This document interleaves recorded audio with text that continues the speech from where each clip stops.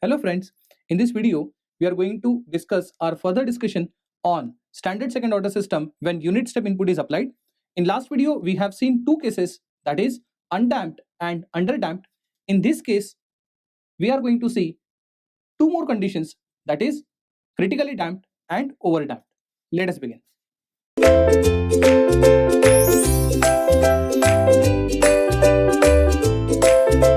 As we have discussed in last video, there are two cases, that is case number 1 where zeta was equal to 0, it was undamped case.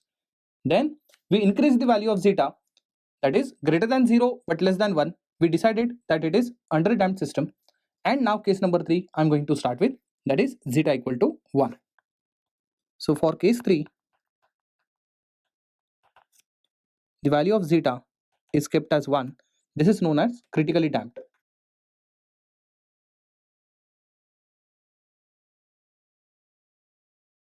So in critically damped situation, we have already seen our transfer function, that is C of s upon R of s. It becomes omega n square upon s plus omega n whole square.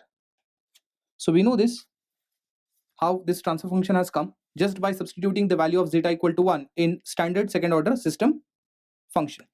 So what we are again interested is to calculate the output response. So first of all we will try to get C of s, and by taking inverse Laplace we will see what is C of t, and then we will come to the conclusion. For that purpose, R of s we have to substitute as 1 upon s because we are looking for unit step input. So C of s becomes omega n square divided by s into s plus omega n whole square.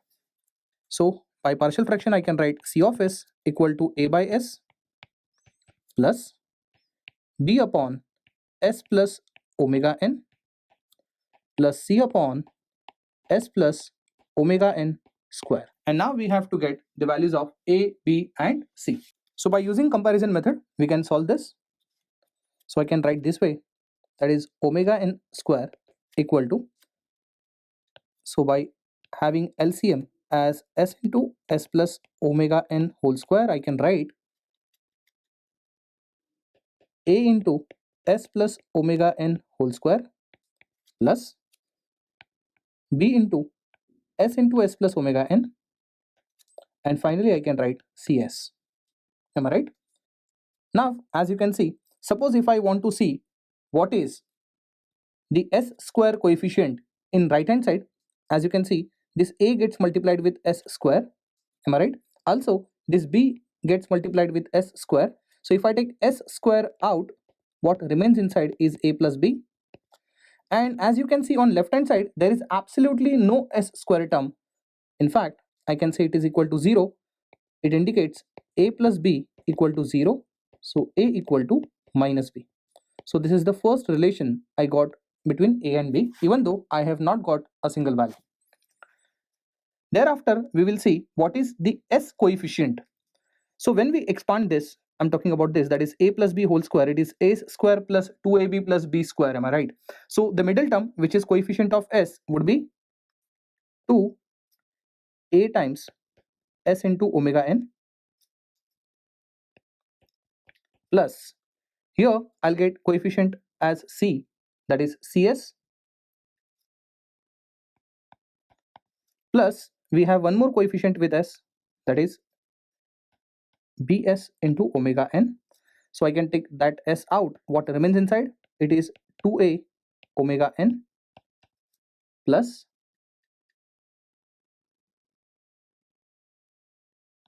omega n plus c, and this is the final coefficient for s. But as you can see on left hand side, again this is equal to what? 0. Am I right? After that we will see a constant part. So if you look at this constant part, you will get a omega n square as constant part.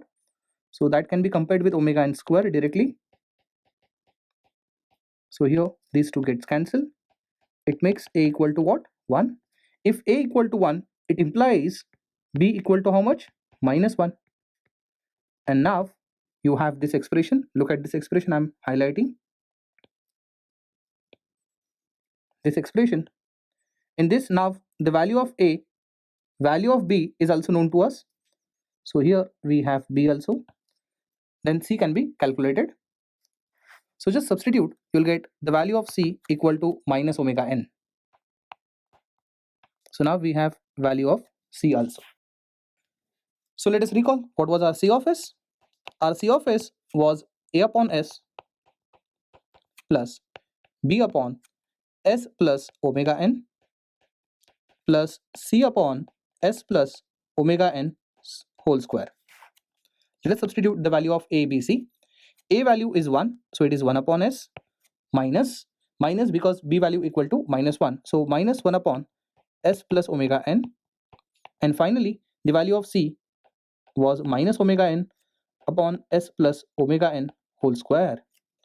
And this is your C of S. Finally, we are interested to see C of T. And since now it is in standard form, I can go for inverse Laplace C of T, which is now equal to 1 minus 1 upon S plus A is e to the power minus at. So it would become e to the power minus omega nt minus omega n as constant part. Then 1 upon S plus A whole square, that is 1 upon S plus A whole square, A is nothing but t into e to the power minus at dot u of t as inverse Laplace. So I can write this as minus omega n t times e to the power minus omega n t. I hope this relation is clear to you. So this is our final relation. Now the question is, do you find any transient part and steady state part? Then answer is yes. This is time dependent factor. I can say this is a transient part.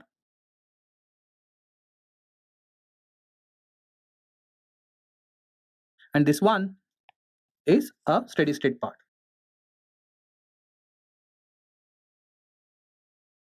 As you can see, when t tends to infinity, what is going to happen? When t tends to infinity, you will see that C of t is simply equal to 1. You really want your C of t to become 1? Of course, yes, because at finally it is reaching to a value which I have applied as a reference input. If you remember, our reference input is what? Our reference input is unit step input. So finally, if my output is also becoming 1, it indicates my output is following the input, and this is what is required. Output must follow input because input is not just input, it is called as a reference input. To the same value, output should follow. Am I right? So at the end, when I'm saying that C of t is equal to 1, it means there is no steady state error. Steady state error means in steady state, there is any difference between actual output and the reference input. So as you can see, there is no difference because C of t is also 1 and input R of t is also equal to 1. So I would say that there is absolutely no steady state error. And now if we are, let's say, interested to see how the actual response looks like, let us plot this. So I'm trying to plot C of t with respect to time.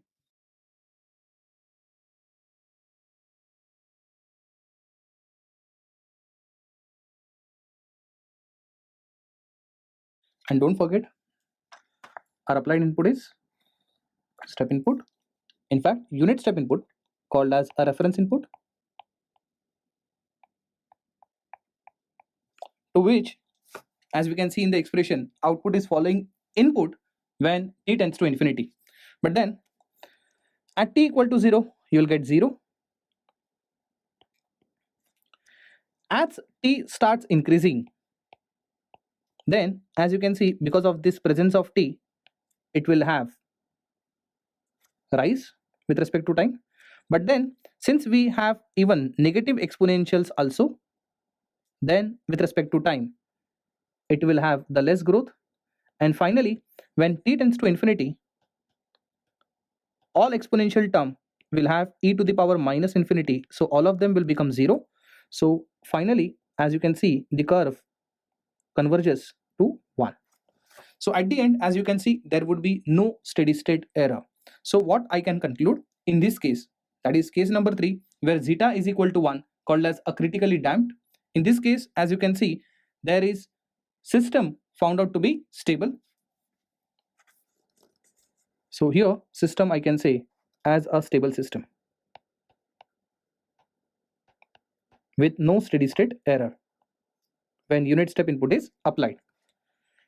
Let us see the last case, that is zeta greater than 1, where we consider zeta greater than 1 as, I'm sure you must have recognized, it is called as overdamped case. So let us start with the last case, that is case number 4, where now zeta is greater than 1, called as overdamped case. So if you have watched the previous video, we know that in overdamped case we get two negative real poles. Let me just show you. You get two negative real poles in which we use a concept of a dominant pole. So a pole which is near to j omega axis is considered to be a dominant pole. When I'm saying this is a dominant pole, this pole you ignore, and after ignoring this pole, I get this resultant transfer function C of s upon R of s as the overall transfer function, which we can write omega n square divided by s plus zeta omega n minus omega n under root of zeta square minus 1. So we are taking this as transfer function, in which again now I'm going to substitute my R of s equal to 1 upon s, because we believe that now the input is unit step. For unit step, R of t is equal to u of t and Laplace of u of t is 1 upon s. So after substituting that, I'll get actual value of C of s, which is now equal to the same expression omega n square divided by extra s will come, that is s into s plus zeta omega n minus omega n under root of zeta square minus 1. Again, we will have a partial fraction. So by partial fraction concept, I can rewrite this as C of s, which is equal to a upon s plus b upon s plus zeta omega n minus omega n under root of zeta square minus 1. Am I right? So here again we are expected to find the value of a and b by using a partial fraction. So for a, so I'm not going to use a comparison method because it will become a complex method here. So for a, just check it out. What is the denominator of a? It is s. So just hide the denominator of s in C of s expression and substitute s value equal to 0. You will get value of a. So I can now write a equal to omega n square whole divided by zeta omega n minus omega n under root of zeta square minus 1. So this becomes value of a, right? Similarly, for value of b, what we are supposed to do? So for b, so please don't forget, for a we have substituted value of s equal to 0. For b, I'm going to substitute value of s to be minus zeta omega n plus omega n under root of zeta square minus 1. This value of s we got by equating denominator of b equal to 0. Please don't forget that. By equating this denominator to 0, I got this s value, which I am supposed to substitute by hiding the denominator of b in C of s expression. Am I right? Then the value of b will be simply omega n square whole divided by. So we have only this term present. This term we have already ignored. So in the denominator I can write minus zeta omega n plus omega n under root of zeta square minus 1. So finally we have value of a and value of b. This is the value of a and this is the value of b. So a and b value we can substitute over here in this expression. Don't forget, or you can observe, in the numerator of a, omega n square is there. In the numerator of b, omega n square is there. So when I'm substituting a and b, why can't I take omega n square as common and I can write rest of the values? So let me write now C of s. I'm sure you must have noted down till this. So C of s can be written as omega n square I have taken common. So value of a was omega n square upon this, but omega n square I have taken out, so it is simply 1 upon zeta omega n minus omega n under root of zeta square minus 1, and we already had 1 upon s term here, plus, let us substitute value of b, which is 1 upon minus zeta omega n plus omega n under root of zeta square minus 1, and we had one more term here, that is 1 upon s plus zeta omega n minus omega n under root of zeta square minus 1. And this completes our term. Now I can go for inverse Laplace. So by inverse Laplace, c of s will become c of t. Omega n square part will be as it is. So look at this. This is a constant part. As you can see, even this part is a constant part. A constant part is that part which is s independent, am I right? So I can write that constant part as it is. That is 1 upon zeta omega n minus omega n under root of zeta square minus 1, and inverse Laplace of 1 upon s is 1, or you can say it is u of t, plus, now I can have inverse Laplace over here, that is 1 upon s plus a would become e to the power minus at.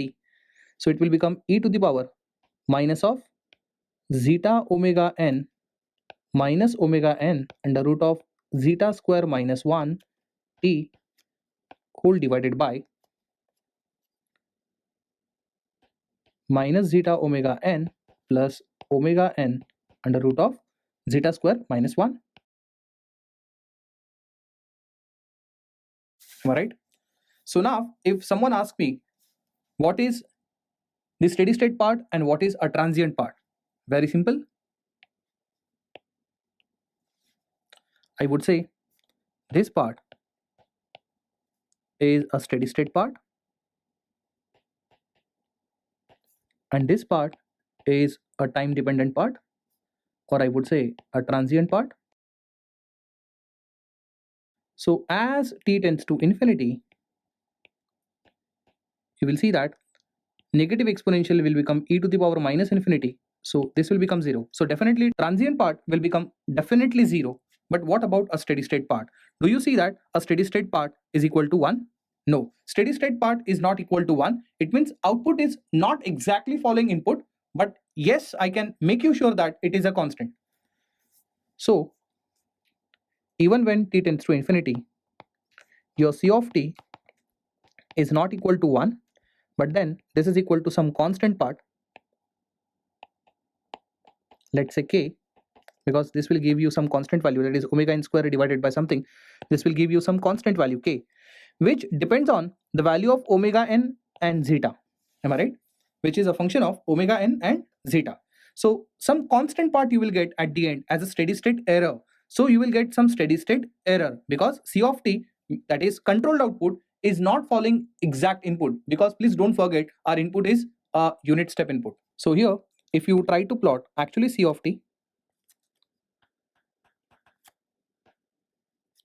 with respect to time, don't forget our input was equal to 1, that is nothing but a unit step input which is considered as a reference input. So I can actually show you the response, but what I'll do over here, I'll draw one more response. This is something that we have already seen, that is nothing but for zeta equal to 1. Let me tell you, when zeta onwards, that is zeta greater than 1, can be zeta equal to 2, zeta equal to 3, or any value of zeta which is greater than 1, you start getting the same response, a similar response, but then it would be a slower response or a sluggish response, but then it will never reach to 1 because there would be always a steady state error. So this response you are supposed to get for zeta greater than 1, which is quite slower as compared to zeta equal to 1, that is nothing but a critically damped response. So this kind of response you get in what we called as overdamped response. So this is for overdamped response.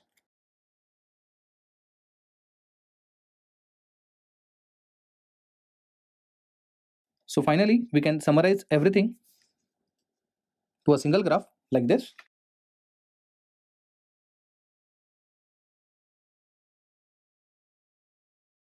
So what I'll do is, I'll first of all draw the reference input, which is nothing but a unit step input 1. So this is your reference input. Next, we started with zeta. If you remember, we started with zeta equal to 0. So for zeta equal to 0, you have seen that you get continuous oscillations. So for zeta equal to 0, you have already plotted this kind of response. So this is for zeta equal to 0, called as undamped response. Then when you increased the value of zeta, that is zeta greater than 0 but less than 1, called as underdamped, then you got this kind of response. So this kind of response we get for zeta lying between 0 to 1, called as underdamped response. Then we increased the value of zeta, that is zeta equal to 1, called as critically damped. For critically damped, you get this kind of response with no steady state error. So this is for zeta equal to 1, called as critically damped. And finally, when you increase the value of zeta beyond 1, it becomes overdamped. In that case, you get a similar response, but a slower as compared to zeta greater than 1 or zeta equal to 1, I mean to say. And this will never reach to 1 because there will be always a steady state error, as we have already seen in the last case, which depends on zeta and the value of omega n. So this is nothing but for zeta greater than 1, overdamped response. So if you look at this case, that is case number 1, where zeta was equal to 0, you get sustained oscillations, that is nothing but a localized oscillations, and we say that for this type of case, I cannot say system is stable, system is said to be marginally stable. Then look at this response, that is zeta between 0 and 1, where you get underdamped response, but finally as you can see, it is falling input, that is your actual output is falling input, that is initially you are getting oscillations, but these oscillations are getting damped. Therefore this effect is called as underdamped, right? Because damping is a property by virtue of it, it opposes the oscillations, am I right? So as you can see, your response is actually reducing exponentially, and finally it is reaching to 1, and therefore I can say that a system is said to be stable. So system is stable here. In zeta equal to 0 part, we see that system is not stable, and to be very particular, we say it is marginally stable. In next case, when we made zeta equal to 1, where it becomes critically damped, as you have seen, when t tends to infinity, it is actually reaching to 1. So finally, your output is falling input, am I right? And therefore, I can still say system is still stable. There is absolutely no problem. System is absolutely stable. But once zeta is greater than 1, where it becomes overdamped response, as you have seen, the response has become slow and sluggish, and also it is becoming constant at the end, but it is not reaching to 1. So output is not exactly following the input, but output is becoming constant. At least output is not unbounded, neither there are localized oscillations, and still system, I can say it is stable. So with this, now we conclude with standard second order system response for step input, as well as in some previous videos also we have seen the standard second order system, how it behaves for impulse input also. In next video, we are going to discuss time domain specifications for second order system. Thank you.